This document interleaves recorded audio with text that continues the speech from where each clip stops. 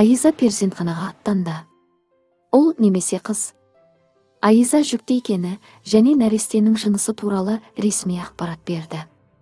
Айза әлеуметтік желідегі парақшасында оқырмандарының сұрақтарына жауап беріп, алғаш рет ресми түрде жүкті екенін жариялап, қазіргі жағдайын жариялады. Қайырлы таң. Әрине қиналып ояндым, ішім бос, бірақ құсып жатырмын.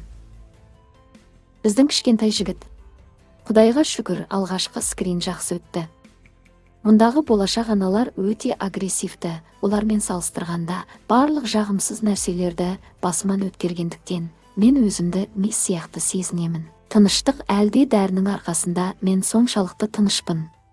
Кезекте тұрып, ерте тұрғаным үшін өзімді қалай қуансам екен деп ойлап жүрмін. Құлпынай ма, әлде басқа? Бала екеуміз бүгін жақсы жұмыс істеп жатырмыз. Біз дәмді нәрсеге лайықпыз. Сіз өзіңіздің жынысыңызды шамамен 15 аптада біле аласыз. Олар бізге конвертке салып береді. Сонымен біз сізбен бірге қосылайық бағдарламасында қонақ ретінде болып, ол немесе қыз екендігін бірге анықтаймыз. Деп жазды Айза. Оқырманның жүктілігіңізге неше аптада жүкті болды? Деген сұрағына Айза 12-13 апта болды деп жауап берді. Естеріңізге сала кетейік, Айза қосылайық бағдарламасының соңғы маусымында Сұлтанмен романтикалық қарым-қатынаста болып, жүкті болған болатын. Бойдақ жігітке үйленіп, тойлары қосылайықта дүркіреп өтті.